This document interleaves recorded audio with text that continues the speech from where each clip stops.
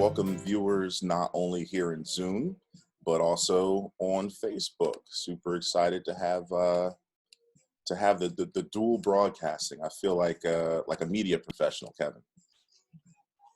Oh, I like it. Yeah, we got a couple different screens to keep an eye on now. Things are getting a little more serious. So, yeah, everyone who joined us, I know you're not here just to see my wacky hairstyle today. Although that's becoming a weekly feature. You guys need to come back every week to see how it grows, how it decides to wake up, because it's a separate entity from Kevin at this point. Right. We have decided I am not going to be cutting my hair the rest of this quarantine. So if you want to see how much higher this hair gets, keep coming back. In case you needed another reason to join us on Thursday Thoughts. But so we've got a good presentation today, and we got a few of you tuning in on Zoom, and a couple of you on our Facebook Live. So we're going to keep track of both. Please feel free to ask questions as we go, and we're going to do our best to keep an eye on both screens and answer as quickly as we can.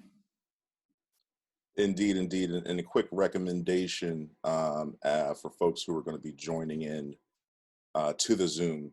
I recommend you put your block of basically our faces in the top right corner. That way you won't really block any of the information that you'll see on the screen as we go through this. But again, welcome to Thursday Thoughts. This is our fourth Thursday Thoughts, Kevin. I think you're right. And we've touched on some really interesting topics, social media strategy, SEO. We're thinking we're going to keep this going. We don't have an end date in mind. We're just every week going to bring some marketing topic to you guys, kind of do a little bit of a deeper dive into it, discuss, kind of have an open discussion at the end. We'll give you some facts and details about the particular topic, but then kind of get your feedback, answer any questions you have, and for those who are interested, give us some specific questions you have about your strategy, about your inbound marketing. Then we will, kind of dive in and help you kind of figure out whatever issues right here on the chat. But again, just to kick things off, I am Zack James, business development strategist here at Navitas Marketing. And the man with the lovely hairdo is Kevin Homer, the president of Navitas. Yeah, and as Zack said, thanks for joining us today. Indeed. So today we're going to dive into inbound marketing. And it's an interesting, topic for me, just because so many of the things I do are in the like of inbound marketing. And then a little later, we're going to really dive into the details and differences between inbound marketing and outbound marketing, but just focusing on inbound for now.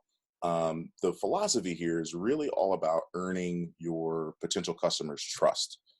You want to get their attention and their trust, and you do this through providing valuable and quality content. So that's a very short sentence, but it means a whole lot. Basically what this is think about this statement that we have here from Jeffrey Katomer.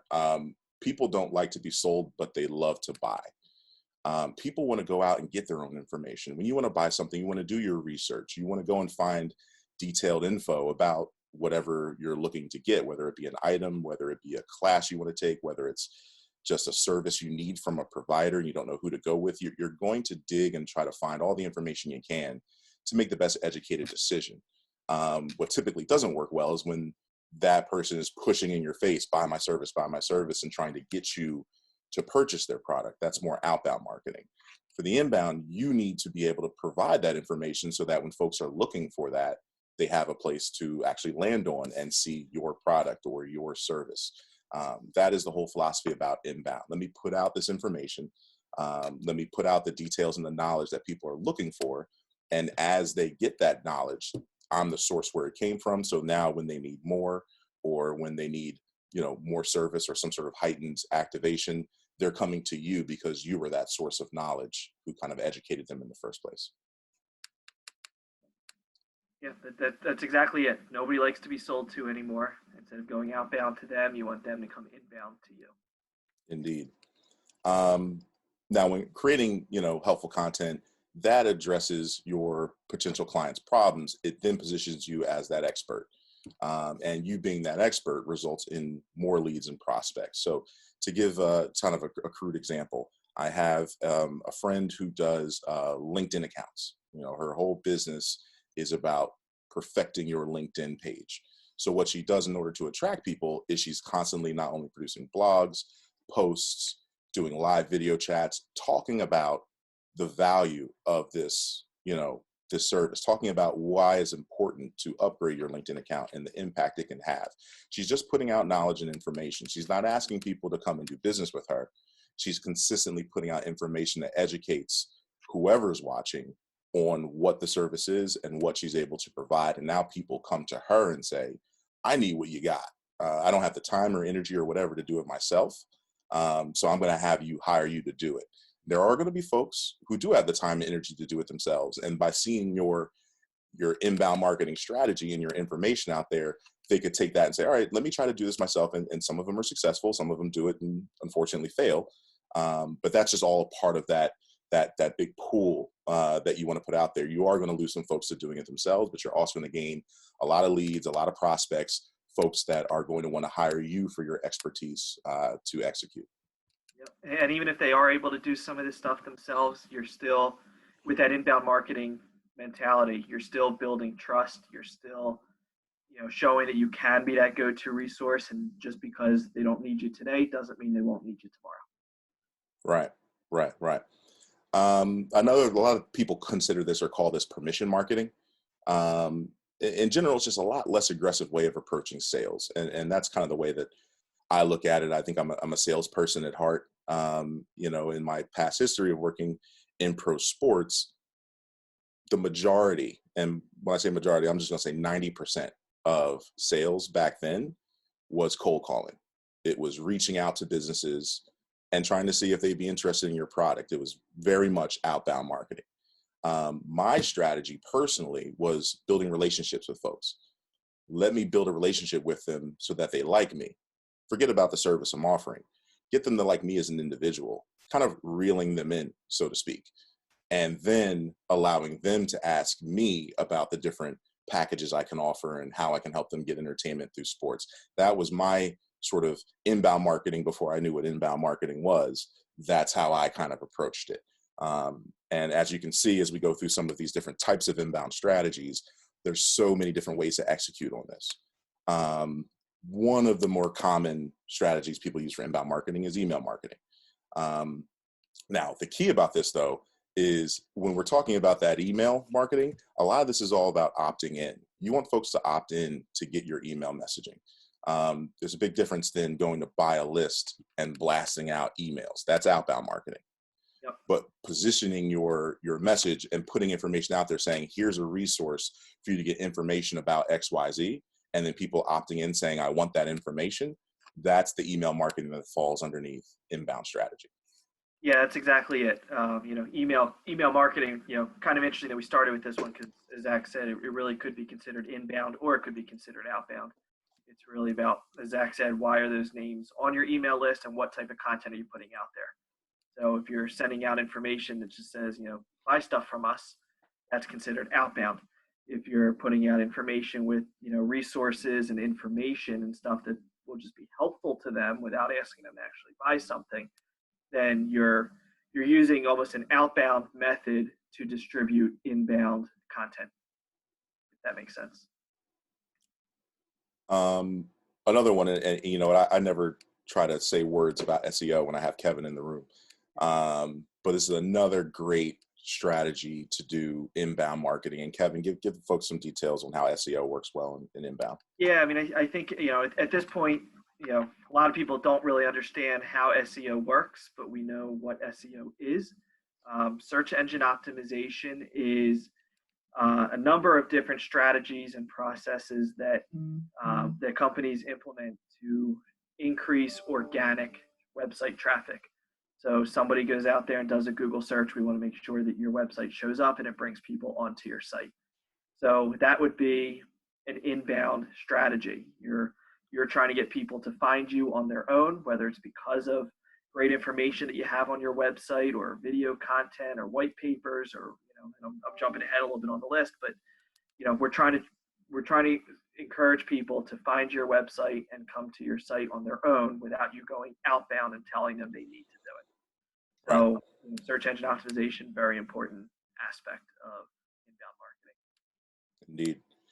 Um, oh, my trigger finger's a little happy today. Big one, social media. I'm sure that's probably the easiest one people can identify as an inbound strategy. This is why you populate your social media pages with content. And you'll notice a lot of folks who have pages, and granted, pages that aren't very successful, populate their social media with sales jargon. Here's what I have to sell. Here's the price. This is what I have. And they constantly are pushing that out on social. That is using the social media platform for outbound marketing, which typically isn't going to be that successful. What we recommend when you're using social media is this becomes the vessel of you getting that message out to folks that's attracting them to come learn more about your business and your offerings. So social media across the board, doesn't matter if it's Facebook, LinkedIn, as we actually had a talk about social media a couple of weeks ago, there's so many different types of ways that you can utilize social media. Social media is way more than just, Facebook, Instagram, Twitter, LinkedIn. But these are your vessels to really get that message out to your potential customers that starts to attract them in. And again, we'll dive a little more into it, but you can kind of then figure out, all right, which social media platforms are best for the messaging that I'm putting out. Certain platforms will serve better for others. If you wrote a blog and it's about some sort of topic that you're using as inbound marketing, that blog's not going to have a ton of legs on Instagram, but that blog on LinkedIn might actually have a lot better success rate of really attracting the right kind of folks. Yeah, I mean, the biggest thing I always push is, when you look at social media, the first word is social. Mm-hmm. So, be social, start the conversation, form a relationship, and the business side will come at some point. That's inbound marketing. Indeed. And I'll let you lead this one too, man. Paid search. Yes, I think paid search kind of lumps in well with SEO. Most of us know at this point the main difference between the two. SEO is trying to generate organic traffic, and paid search is paid advertising that you see at the top of. We usually think about Google first. So, with Google ads, we see it at the top of a Google search result. But either way, whether you're paying for those ads or you're trying to generate it organically, it's still getting your name in front of people who are actively looking for something and making sure that either your product or your service or information gets seen and they come to your site. So again, whether you're paying for it or not, they still have the choice to come inbound to your website and to your content if they want to. Indeed. Landing pages. So very key. Just about everyone who has a business at this point has a website. Landing pages are a great way to build in a strategy to attract those individuals who are getting that information. You want to almost position it as if putting out, let's say, a video that's kind of and I'll just kind of paint an example of content that I'm sure you've all seen on social, where you have someone who's really frantic and kind of talking about a big pain point and says, swipe up to get this free information about XYZ or this free book that I wrote. They're trying to, again, give out information. Typically what they're doing is they're steering you to a landing page where they're trying to collect data. They're trying to collect your email. They're trying to collect information, which again is going to help them market to you in the future. Having a landing page that speaks specifically towards what that messaging is very key. It can be confusing if you're asking someone to come someplace to do something very specific and they go there and don't see it, or they have to search to find out information about what that specific thing that drew them in was. So creating these landing pages gives you the opportunity, for lack of a better word, to create almost a separate website or a website that can now focus just on that particular inbound strategy and give you a better success rate of actually converting, actually getting that person from seeing the visual or the video or the social post or whatever to actually now being someone who is opted into an email or received a free booklet or information you put out. It's a really good tool to help you convert someone along that strategy path. Yep. John, Zack, you crushed it. Let's move on. Videos. I'm a big video guy, as many of you know. Videos, in my opinion, the way, and correct me if I'm wrong, Kevin, because I sometimes mess this up. A picture is worth 1,000 words. Is that the That's what saying? they say. Yep. Yeah. So I go a video is worth 1,000 pictures. And basically what that means is if you're trying to get a message out, you're using some sort of inbound strategy to attract people to your site, to your offer or whatever, the best, most effective way to get that message through to someone is through a video. So using video as an inbound strategy is very key. Now, this is a lot different than, video is kind of like email marketing. It can be on both sides of the fence. For example, a video can turn into a commercial that you're putting on TV and just pushing out to tons of people and trying to attract them that way. That's a little more outbound strategy. This, of course, would have some strategic elements into the video. Typically, it's a little more educational. So is you are using this video to educate the audience on some sort of solution or pain point or issue. And then as they want more information, as they need more help, that's how you're bringing them in to your website, to your landing page, to your services, and then growing them, into becoming clients of yours. Next on here, we have blogs. And blogs, I actually learned this over the last year working with Kevin at Navitas, that they have such a huge impact on SEO. I never quite understood the full relationship there. But writing blogs is, in my opinion, probably one of the most effective ways of doing inbound marketing, because now you are strategically giving this information. It lives forever on your site. And of course, how you are wording your blog, it can then become an element of boosting your SEO, which is a whole separate other inbound strategy. So you're kind of impacting your business in a couple different ways by crafting informative, educational, well thought out blogs for your platform. That's just a big tool that I think just about any business that has a robust inbound strategy needs to incorporate blog writing in some form or fashion into their plan. Yeah, and a lot of times, video has that same mentality. Blogs is more word-based. Typical blog posts are word-based, and video, of course, is image and video-based.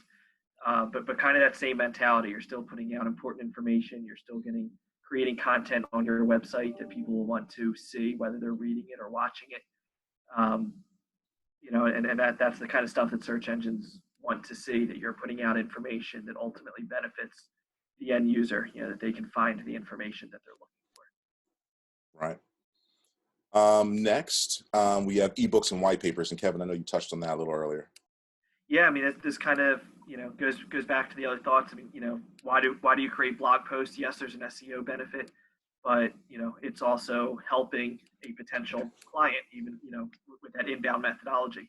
They're looking for certain information, and your blog post answers that question and provides the information they're looking for. The video content hopefully answers the question and provides the information they're looking for. And that's kind of the same thought with ebooks and white papers. Typically with ebooks and white papers, you're, going back to that landing page mentality, you're trying to capture information before somebody downloads it. So that allows them to get into your sales funnel, and start, but that's because of inbound methodology. So, you brought them inbound, they finally showed, outwardly that they are interested in your brand because they downloaded that ebook or white paper. And now you have the ability to follow up. And, hopefully you have some sort of tracking system where you've seen maybe how else they've interacted with your brand previously. And now that they're, truly giving you their contact information, now you can start to really, form that one-on-one interaction. Whereas, when you have social media and some of these others, it's, you're putting out content for the masses. Now they're in your sales funnel. Now let's see, how can we get them to convert? Indeed, and that's very key is understanding that sales funnel, that life cycle of what you're doing with an inbound lead. It's really 4 levels. That first one is attract, and that's really what a lot of these strategies start off with, is how are you attracting these individuals who don't know you, they're strangers, but you have to put content out there that attracts them back to you. And then it's that sort of conversion phase, is how do I actually get them into my funnel? How do I get their email? How do I get them to be subscribers to my YouTube channel or followers on social? Then that next stage, once you have them in, now that's that closing stage. How do I convert them into customers? Whether it be they're on my newsletter list, and every now and again on my newsletter I have special offers, or I'm teasing some sort of sales opportunity. And then even once you close them, because you've established that trust and you've built that relationship through the funnel, now you have another opportunity to engage with them. They basically can become advocates of yours. So now you're continuously building that relationship to the point where now they're part of your inbound strategy. They're actually speaking to other people about it, who are then becoming interested and then coming back to you and getting into your funnel. So it's a whole ecosystem of how you navigate and work with folks that really helps this inbound strategy come to life. And we have last one here, just events and seminars, which again can be really, really useful in attracting folks into that funnel. You know, I think some of the best success I've had at any position has been meeting people face to face. You know, networking events, tabling events, trade shows. You know, even Kevin can speak to our sister company, Homer Group, produces material for some of the biggest, you know, trade shows and companies that are around the country, because those things are successful. When you have this amazing booth and you're showcasing all this stuff, you don't have to say, come to my booth, come to my booth. Folks are going to walk up to you. They're going to see all the things you have to display. They're going to want to learn more. And now you just become an educator. You want to get something, you want to attract that email. You want to, you know, hopefully get a lead, maybe even get a sale from those sort of scenarios. Sometimes that funnel works really, really fast at a trade show. But again, you're doing all this to attract these individuals in and basically get them into your funnel and continue to mature them all the way to either customer or supporter, advocator. There's a couple of end games. Hopefully people can become all three, become multiple facets for you. But yeah, and let's call a spade here. You know, I mean, here we are, you know, providing these, you know, free webinars, these Thursday Thought webinars each week, which are free. We're not making any money off of it. And, you know, why are we doing it? I mean, sure, you know, Zack and I like to hear each other talk, but, you know, it's part of our inbound sales process. You know, we're sharing with our clients or potential clients through email marketing that we're doing this stuff. We are recording our videos. We upload them later onto YouTube, onto Facebook, onto other social media platforms. We put it back on our website. Why are we doing that? Because it boosts our search engine optimization and it creates more video content for us. Mm-hmm. You know, and at the end of the day, we're thrilled for everyone who's, you know, joining us to view, whether they're live through Zoom, live on Facebook, or will be watching this, you know, recording later. But either way, you know, here we are, we're forming relationships, we're presenting ourselves as industry experts, and hopefully, you know, for some of you, something will trigger, you know, that we're talking about. You'll realize you need it for your business, and hopefully we've presented ourselves well enough that you want to work with us. Doesn't always work that way. We're not going to convert everybody, but, you know, everything we do in business, there's a reason for it. And of course, we're trying to, you know, form some new relationships here and strengthen existing relationships. And if you can get us some business, then our inbound marketing methodology worked. Indeed, it's almost like this is like business inception right here, Kevin, because we're talking about it, but we're actually doing it as we're explaining it. Exactly. It's interesting. Hope you were all listening. And last slide we'll kind of go through before we kind of open it up for questions and chat, is understanding inbound versus outbound, which we kind of have hinted along the way, but just to kind of give a definition to it. Outbound marketing is referring to when companies initiates communication with its potential customers by sending its marketing message to them. So this is people reaching out to you without your permission. It's not you coming to them or you seeing something and wanting to learn more.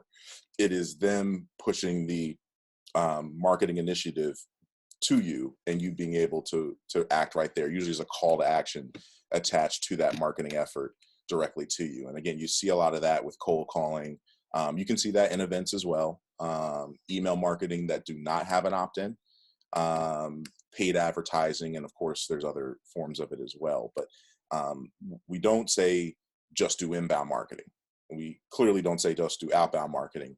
A good balance of both can really be beneficial to help a business really achieve their marketing and sales goals. To go down this sort of list, we just kind of broke down some of the perks and pluses and minuses of each one. The cost to get involved. It's definitely much more cost friendly to do inbound marketing strategies. For a lot of small businesses, a lot of businesses that are just starting out, some of the outbound strategies, for example, buying an email list, that's pretty expensive. as opposed to organically building an email list from folks who have already expressed interest. Putting a commercial or some sort of call to action on TV, very, very pricey. So, I mean, that there's a bigger cost to entry to really get in depth with outbound marketing than it is on the inbound side. But on the flip side, Yep. inbound marketing is more of an organic process, so it does take longer. Outbound, you're putting your message out there very quickly. You have a little bit more control over how many people you're going to reach, and they may not always be as interested because it isn't that organic process, but you will get results faster. Inbound takes time. A lot of times that's also a conversation we have when clients are trying to decide, do we go with search engine optimization or paid ads? SEO is a very SEO, you're looking for organic rankings, it's organic traffic, so it's an organic process. It takes time to build that trust factor with search engines and get your domain and your search result ranked higher in search results. Paid advertising, you want an ad out there today, it's out there today. People will start seeing it. So this kind of works the same way. Inbound marketing takes a little bit more time to develop, but it also can have a lower cost point and can have more longevity to it. So there's definitely benefits to both. And looking at the next, lead generation, it's going to work both inbound and outbound. Do you need to create quality content for it to work, inbound and outbound? The answer is yes. We'll just focus on video for a second. I mean, whether you're thinking about inbound methodology and trying to put out good information and resources through video, or whether it's more of an outbound methodology and you're creating, commercials, as Zack said, either way, it's got to be good.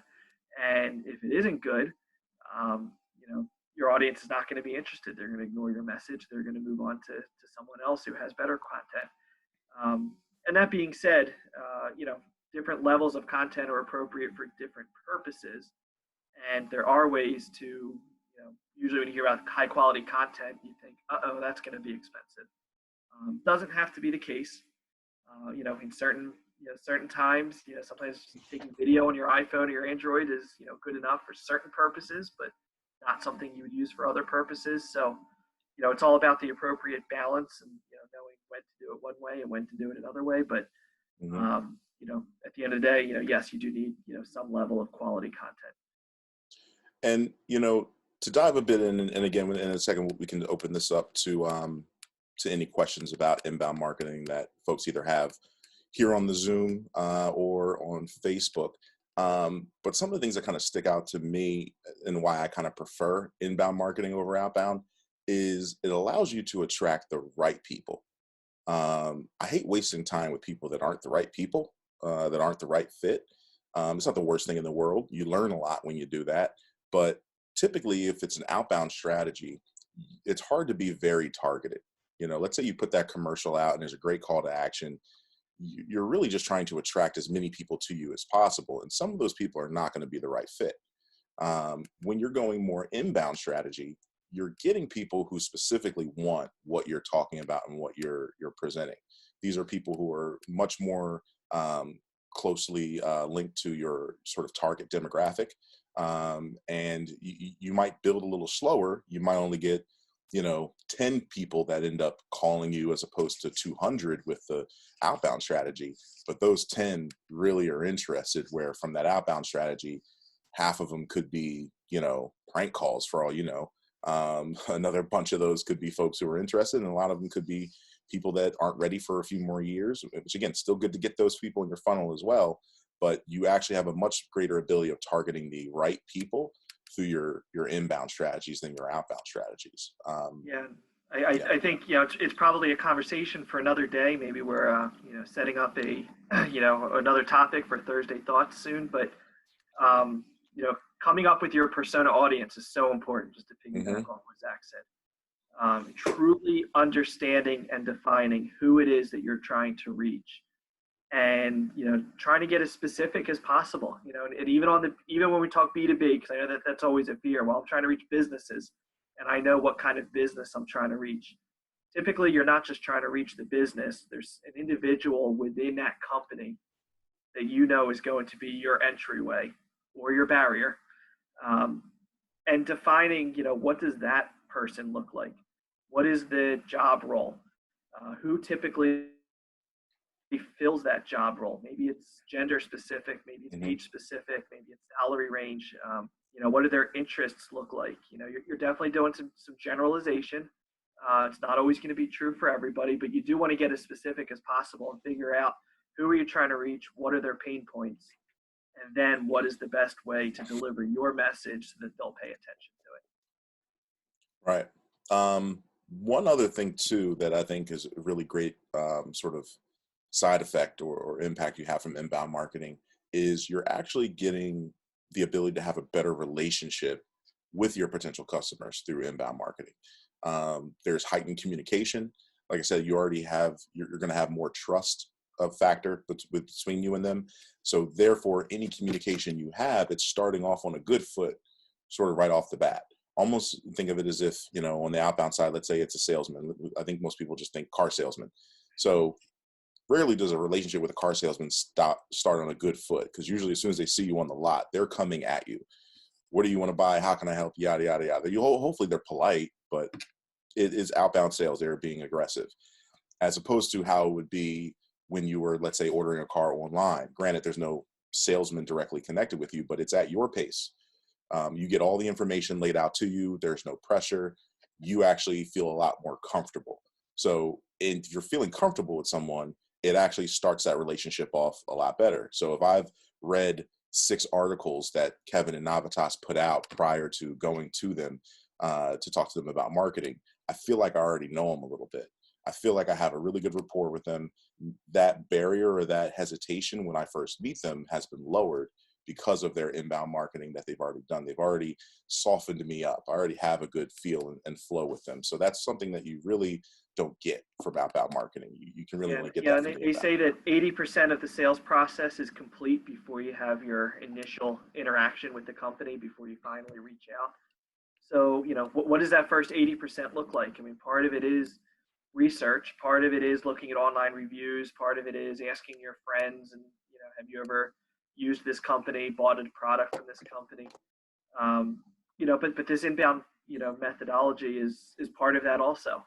As Zach said, you're building the trust factor. You know that they know what they're talking about. You know that they have, good service product, processes in place. They offer a good service, or product, whatever it may be. You're feeling pretty good by the time you finally reach out the first time. And it's interesting. I mean, as we said, we're creating video content here, which is going to live forever. On our YouTube page, on our website, everywhere. But right now we're shooting this video and we're holding this webinar during a time where we are we're in a pandemic and a lot of people are working from home. And when you think on a B2B scale, outbound marketing isn't going to be super effective right now, even if it is what you want to try, because you can't go to a business and knock on a door and try to start a conversation. And if you're trying to cold call, make phone calls, it's going to be a lot harder for you because so many people are working remotely. They're not actually in their place of business. Right. So while people are at home and they're spending even more time than usual on YouTube and on Google and that kind of thing, this is on social media. This is the best way to reach them, to organically form relationships and let them come to you with business opportunities when they need you, when they're ready to. So, it's interesting. We've been talking about inbound marketing for a couple of years now, but now here we are, and the reality is you don't have much of a choice for the most part. Right. Right. Now I know. I think this is my man Keith. We have on the Zoom chat. Keith, first off, thanks for joining, man. I appreciate you. Clearly, feel free to chime in if you have any questions or thoughts towards the inbound marketing topic. And I haven't been looking at Facebook, Kevin. Have we had anyone chime in with any comments or questions? Now we've had some viewers popping in and out, so appreciate those of you who have joined us. But Zach and I are doing such an awesome job that we have not had any questions yet. Well, We're answering all of them. listen, I came with a curveball today, Kevin. I selfishly have a question that I think I would love to chat about, because now it'll help me with a friend of mine, actually a Rebel Hill client that I recently started working with, is this Novo Services Group. So they are a company that does helps with like resume writing, job interview preparedness, and they do have a couple different target markets, but the one that we're looking to focus on most are folks who are looking to change careers, and they have a good foothold in folks who are looking to do that in the pharmaceutical, legal sort of industries. But one thing we were discussing was, currently in today's scenario, you have a lot of folks out of work, which is a really ideal time for people to decide they might want to make a shift. Right. They might want to make an adjustment. And what we were trying to brainstorm is, what's the best way to reach those individuals? I mean, we do have some overarching inbound strategy, but is there a more effective way, whether it be inbound or outbound, to get in front of these folks? Because really, there's never been more people in that space than there are right now in terms of folks that are looking to make a shift. So could it make more sense to do some sort of outbound strategy, to put together a commercial and target those folks, just because you know you have such a high dense number of people who are in that space? Or better to still continue to take the more longer approach of sticking with the inbound strategy that we would have been doing if there wasn't a pandemic and tons of people were looking to switch jobs? um, Yeah, I think it's probably a combination of the two. hmm Normally I'd be leaning a little more towards the inbound side, um, especially because there are so many staffing agencies out there looking to, poach employees that are or either unemployed or employees who may be looking for a career shift, and that's not what your friend here is doing. But they kind of have the same goal at the end of the day, to find people who are looking for that shift and provide something, some sort of service that would help them. So, knowing that there's so much, even if it's not truly competition, it could still be viewed as competition. Knowing that there's so much out there, um, I could see it as being, a little bit difficult, and maybe that inbound methodology would be better. But that being said, as you said, there's so many people unemployed or underemployed right now that, people may, I hate to use the word desperate, but they may be looking to shift careers just because they don't have much of a choice. right.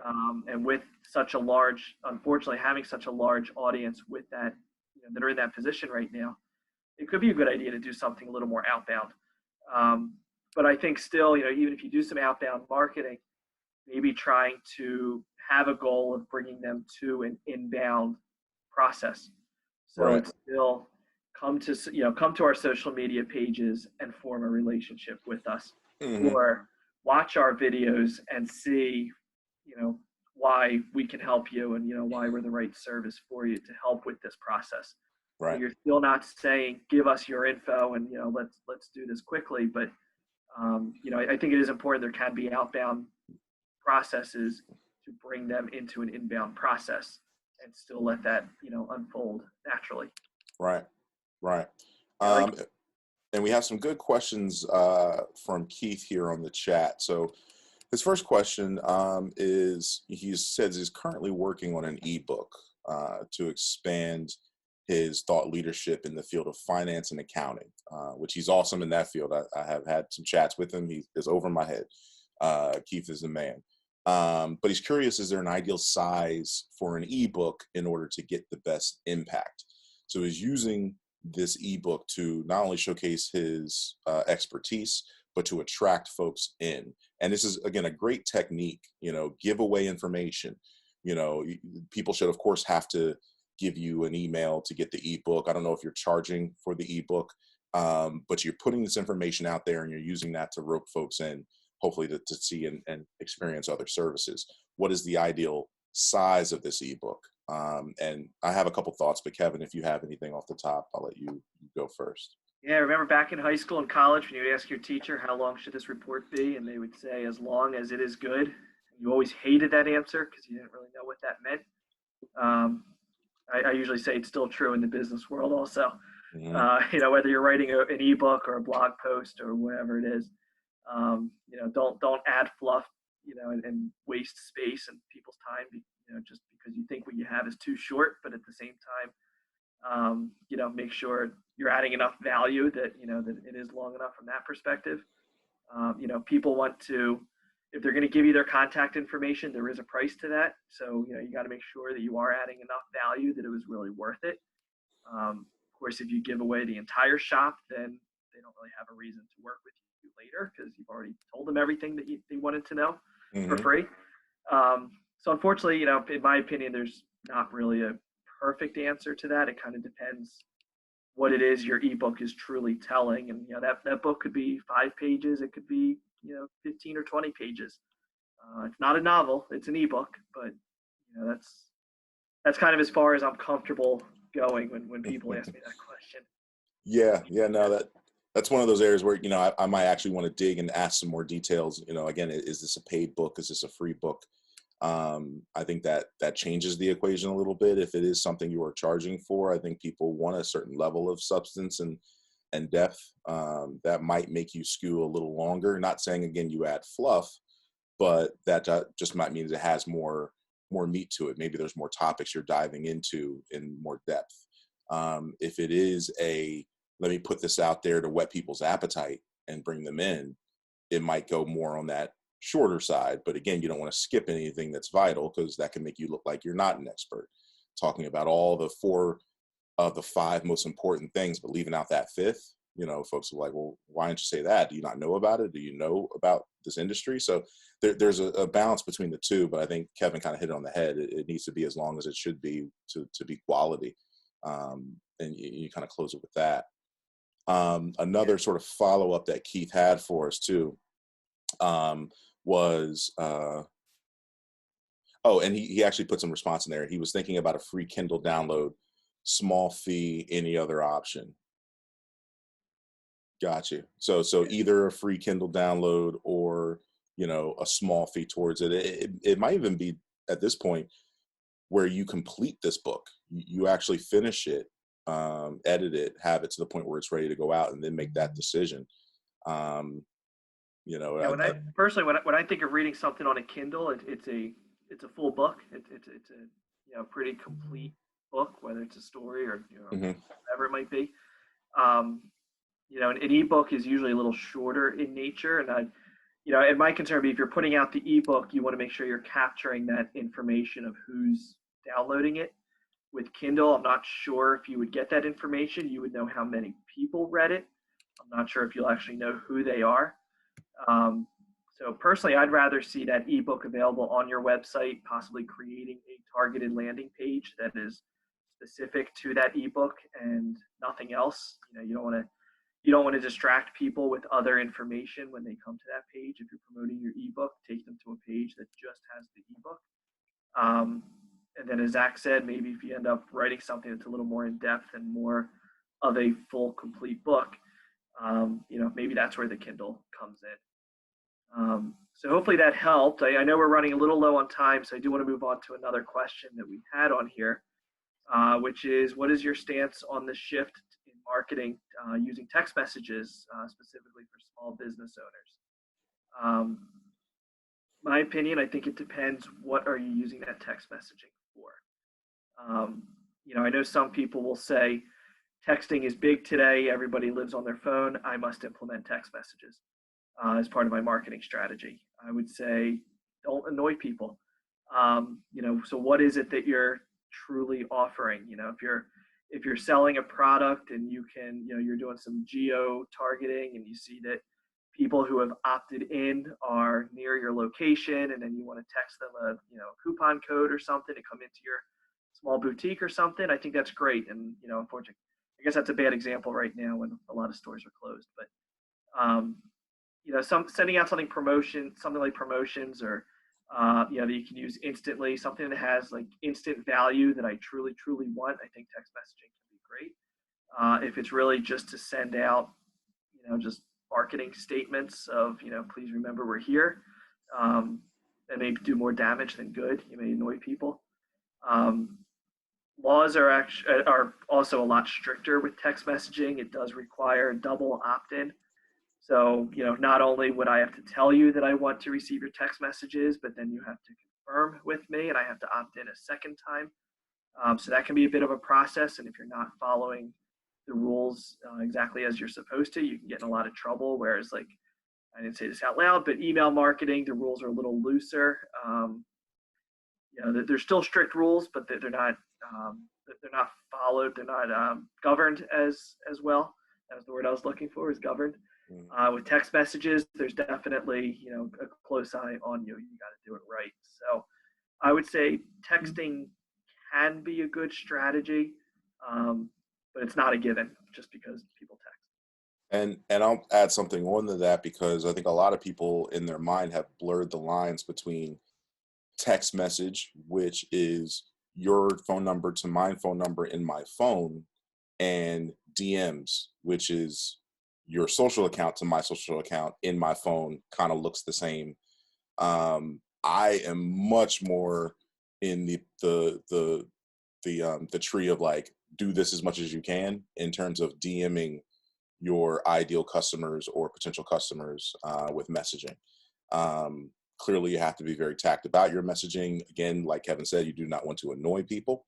But I try to reach out to businesses on a weekly basis in the DMs, whether it be someone I notice could use our service and I'm just inviting them to our email list, or someone who specifically has. I actually help people on social media all the time when I see that they've posted a video and they left the cover black and didn't change it. I'll text them and say, hey, FYI, here's how you do it better. That's my inbound strategy. I'm going to educate you on how to fix an issue that I noticed on your page, and try to mature that into a conversation of, they want to get more out of their social media, they need help, come to me for assistance.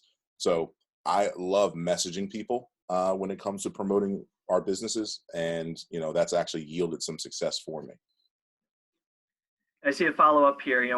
I mentioned the example of geofencing, or geo-targeting, and saying, one reason that texting could be good is if you see that someone on your text list is within, a certain proximity to your business, that may be a good time to put out a coupon or something, some sort of code that says, come on in and we'll give you, some sort of discount.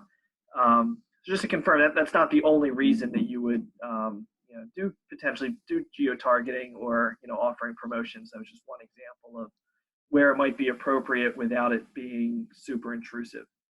And you see stuff like that, like anybody who uses the Waze app, when they're driving with directions, you're driving along, Waze sees that you're getting close to Dunkin' Donuts, and all of a sudden you get a message on your phone that says, hey, we see you're near Dunkin' Donuts, come on in, we're 2 blocks down on the right. And maybe there's a promotion that goes along with it. Thinking kind of along those lines. So of course there's other uses for text message, SMS marketing, but that was just one example of where, it can be non-intrusive and more appreciated. So that being said, we're coming up on about 45, 50 minutes here, so I don't want to, prolong this. I think we had a great discussion. I appreciate everybody who joined us on Zoom and on Facebook, and I know we're going to get some, definitely some follow-up with people watching this on our YouTube page and our website and different social media channels. Please feel free to reach out to anybody who's watching the recorded video later. That being said, I appreciate everybody coming out, and tune in next Thursday at noon. We've got our Thursday Thoughts going every week, Thursday at noon. And if you have any ideas, any topics that you want to hear, any discussions you want specifically, please let us know. We're always open to new ideas. I hope you appreciated our inbound marketing initiative today in putting out this event, and look forward to seeing, hearing some feedback and seeing what everyone else can do to grow their inbound marketing strategies as well. Indeed. See you all next week.